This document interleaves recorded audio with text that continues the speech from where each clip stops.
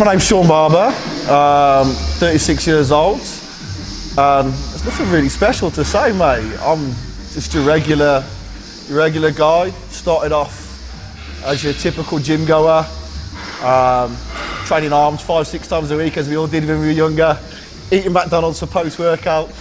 And then I guess probably about 6 years ago, my friend was competing in a show, and I went along to support him. And from that day onwards, I was hooked. I was completely hooked with the whole sort of surroundings, the atmosphere of the show, what it took to get there as I watched my friend prep for the show. And the challenge sort of sucked me in straight away. So 6 years ago, I did my first competition, which was in a natural federation. Did men's physique, as most people start off with the board shorts. So my first show was natural, and I got 6th place with that, and I was heartbroken. I was wounded for days, as you are. And then from there, I took 2 years out, went into an off season, and in 2017, I did my first show in the classic class. And it's just sort of spiraled from there, Z, you know. My love for the sport has just sort of gone to new levels each and every time that I've competed. And now I do it for a living. I coach others, prepping for shows as well. Yeah, so you mentioned Anth there, and Anth was a big role model to me when I was just getting into the sport. And also Dorian Yates was as well, as that was Anth's role model when he was coming through the ranks. And I guess it's that kind of sort of no bullshit approach, balls to the walls, no special this, no special that. It is literally just dig in till it hurts and then do another 3 fucking more reps. There's no like magic this, magic that. It is literally, it is hardcore training, you know? And I think that style of training, which my training method is slightly changing. As you know, I'm with Patrick now, so it is slightly changing with different variables and intensifiers and things like that. But I guess for the first 4 years of my competitive career, it was predominantly short rep ranges with heavy poundage, still with good form, good execution. But it was all about the weight more so than anything else, than repetitions. And you know, I love the old school style of bodybuilding. I'm not so much a big fan of where it's going at the moment, if I'm completely honest. But I do prefer like the 90s era. The 90s era of bodybuilding for me is the creme de la creme in terms of bodybuilding, in terms of the physiques that were on show, the way that they trained. I just think it was a great period, a great era for bodybuilding to what it is now. But that's just my opinion. Lots of things that I've learned. Before Patrick, I'd never had a coach before. So I've always prepped myself for shows. First and foremost, the reason why I employed Patrick as a coach was it was an investment more than anything. I knew that the results I'd get, that was a given. That was a byproduct for me. What I wanted to do, you know, because he's not cheap, you know, in terms of cost to hire someone like that. It doesn't come cheap, and there's obviously good reasons for that, but it was more the knowledge of that guy that I wanted to tap into, that I could absorb that myself and pass down into my own business, my own clients, my own prep clients. So that's what it always was to begin with, was an investment long term. I guess the biggest thing that I've learned for myself, less is more. And with all of my previous preps, the amount of cardio I was putting myself under when I didn't need to do that was quite extraordinary compared to doing zero cardio. I did zero cardio for my entire prep this year, for none of my preps. I did a 20-minute brisk walk in the morning, but that was just a brisk walk around a duck pond. There was no cardio on any pieces of equipment, none whatsoever. Everything was manipulated via foods and training in my training sessions. And I think because I didn't push my body or run my body into the ground with X amounts of cardio, I was able to find new levels of intensity within my resistance training and find new levels through that. And obviously if you can find new levels within your training, you're going to be burning new calories. Yeah, getting leaner, getting tighter, getting that hard, grainier condition rather than standing on a treadmill for an hour. Do you know what? I learned a lot about drugs, pharmaceuticals, PEDs. I learned a lot. And again, less is more. I was taking more drugs when I was doing it myself than I am with Patrick. And you think, what? That's crazy. Surely Patrick, he's got all these big fucking lumps they're on, and they should be taking more drugs, right? But for me, I've been using less drugs for these preps. Less drugs. So there was no specific drug or amount of drugs that I was using that, you know, led me to have a successful season. It's hard to put my finger on it. You know, he had it just right. He had the balance between calories in, calories out, rest, the training split.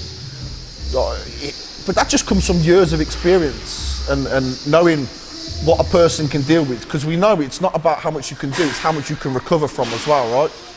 And he just got that balance with me, just bang on. Because I did an off season to begin with, and then we went into a prep. And you know, we started off with calories near enough 6,000 calories a day, and obviously just crept it down into prep. But there is really no secrets, man. You know this. There's no secrets. You get out what you put in this game, son. You know this. And you know, I've been to some pretty dark places on this prep to try and get, you know, that wafer thin, thick skin condition. And I think every athlete does that, you know. When I speak to first timers and they say, it must be easy for you, you've done this 1,000 times. It's not like that, because every time you do this, you push a little bit harder, you diet a little bit harder, because you want to get that condition a little bit crisper than last time. So you always seem to push a little bit harder, no matter how many preps that you've done. And that's something that I've certainly done this time. You know, it took pieces of my fucking soul, this one did. Did it pay off? That's questionable. To which Patrick said, "You're fucking insane." And I told him I was doing this. He said he's never had a client that's done more than 2 shows back to back. He said, "You're fucking insane." And he was right.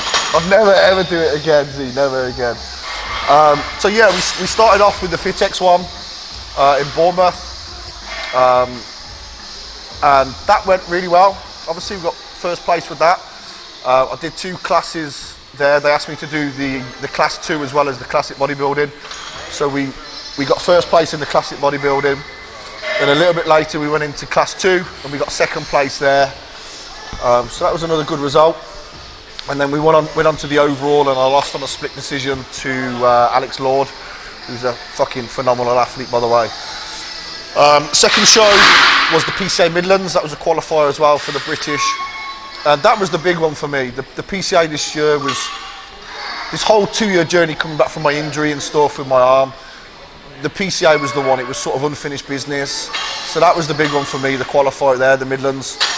And, you know, thankfully I feel really blessed. Got first place there as well.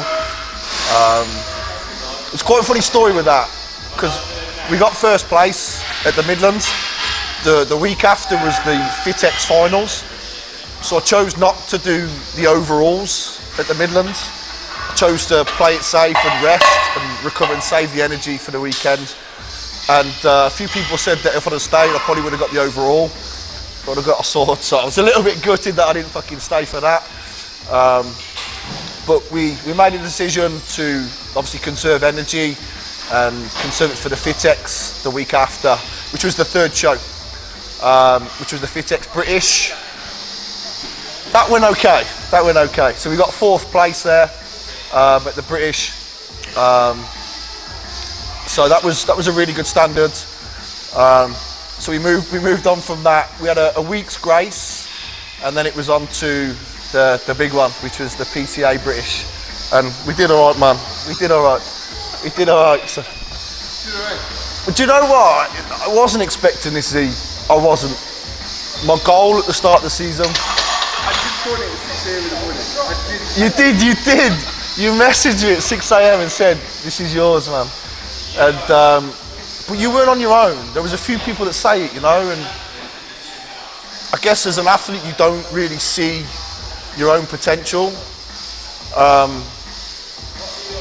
Not only that, it's a British final, so the standard's going to be massive. So, you know, just to stand on that stage with those athletes was an honour, especially after going all through this with my arm and seizures and blood clots, and you know, it was just nice to be back up doing what I love. And you know, that was enough for me. That was the goal, to stand on a British stage. So if I'd have got a place in, that would have been amazing. And then they kept calling the numbers. Third, second.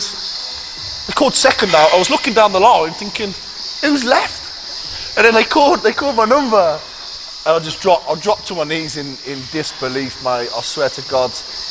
The whole room went quiet in my head. Obviously it was like erupting, but in my head everything just went surreally quiet. It was just so quiet. Yeah, I just surpassed anything that I was expecting that day, you know. I didn't even know I got a pro card till I come off stage. But I watched the videos back, he was calling it when I was on stage, and "you're new pro." I just didn't hear it. I was just like, just in a daze and everything. So yeah, to get British champion was just like fantasy. And the pro card is just like, it's dream world stuff, right? It's dream world stuff. And I guess it still hasn't sunk in now. Even as I'm holding this now, I still can't believe that I've got this. It's crazy, mate, it's crazy. Yeah, that was always the plan, you know. I've been doing this for like 6 years now, solid. And see, when I do this, I do it like a professional would. Even in the off season, I went 38 weeks this time without an off-plan meal, without a cheat meal. 38 weeks. That was off season and prep. So you know, I do take it quite seriously. But what runs parallel with that is what you have to sacrifice and expend. You know, it's difficult for me to get balance with this sport. If I'm doing it 100%. I've done that for like the last 6 years, and so much has passed me by that I said this was going to be my last year, so I can focus on other things in life. So the plan was, well, this journey started 2 years ago from here with my bicep, and we said we'd just get looking like a bodybuilder again, do a few shows and call it a day, you know, knock it on the head. So this is what I'm saying, I wasn't expecting any of this, but now it's happened. It's like, okay, I've got the itch again now. I got the itch. And as soon as I come off stage on Saturday, one of the PCA officials said there's a pro show in 2 weeks' time with cash prizes. We'd like you to do it. I said, you got more chance of seeing Tupac. I said, I'm going for a breakfast in the morning. So, yeah.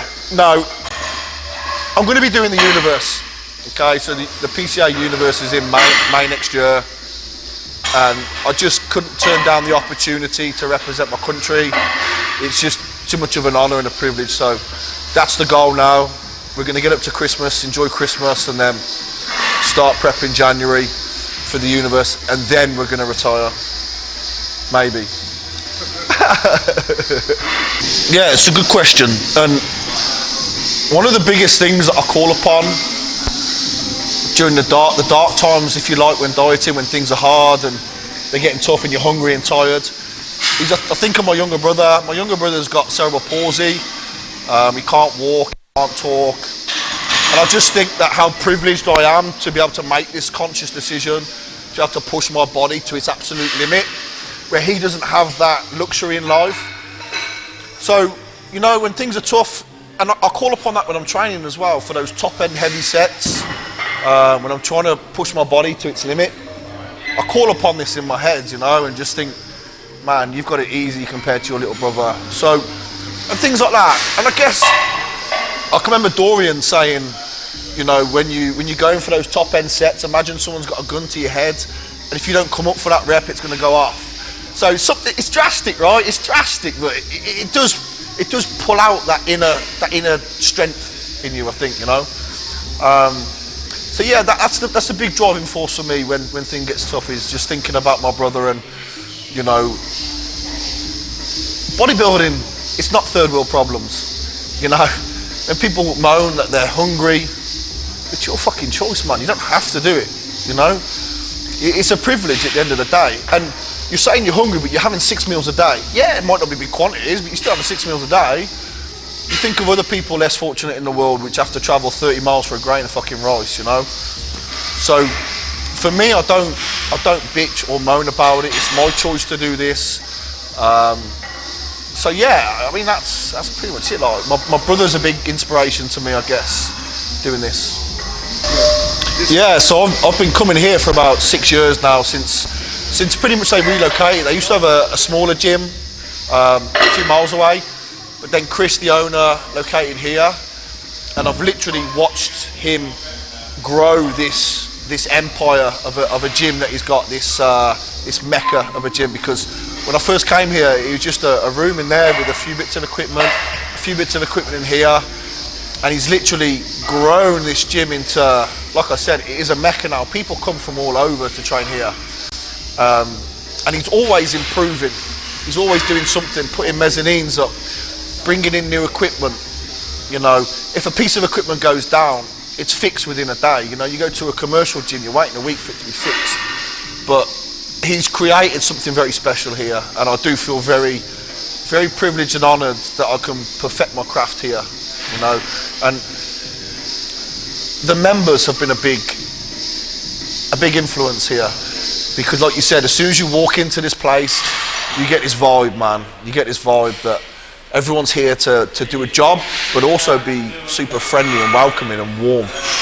And that's again testament to the work that Chris has done. He's created this atmosphere here I've trained at a lot of gyms, ultra flexes, gyms up and down the country, Strength Asylum, and they don't come anywhere near this. The vibe that you get here, the equipment that you've got on hand, it's just a posing room. It's got everything, mate. It's everything. And like I said, I feel very, very blessed and privileged that I can, you know, perfect my craft here. My coach, of course, Patrick, he's been absolutely brilliant. He's been a breath of fresh air, and you know, I can't thank him enough for bringing my best physique ever to date this year. He's reassured me at times when I've had meltdowns about my arm and how it looks and getting on stage, and just this communication is brilliant, you know. Sometimes you expect, I guess, with these big, well-known coaches that they don't pay too much attention or they're very meticulous. But Patrick is, you know, he's on the money. He didn't make a single bad call. My physique improved from show to show, and I can only thank him enough for doing that.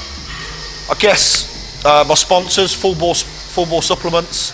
I've been with Rob at Full Bore now for getting on for a year, and they've been incredible also with obviously supplying me with the best products, but also helping me promote my business as well. You know, they always give me shout outs, they're always sharing my content, and we have a really good working relationship with one another. So big shout out to Rob at Full Bore as well. I guess my trunks, Annabelle Bikini, and everyone that has supported me during the last 2 years. I did a video on this on my Instagram, and you know, it's funny that everyone wants a piece of you when you're at the top, but where were they when you were at the bottom, you know? And 2 years ago, when I was in the dark stages of my life, those people who message me on Instagram now, they've been supportive all the way through. So a big thank you to everyone there, my friends, my family, and my daughter, you know. So yeah, Dominoes. Legs. There isn't any. Get on stage. Shit, look at the size of him. I didn't even know I got my pro card. Shit, what do I do with this now? Take your time. It's not one word, but take your time. Don't rush it.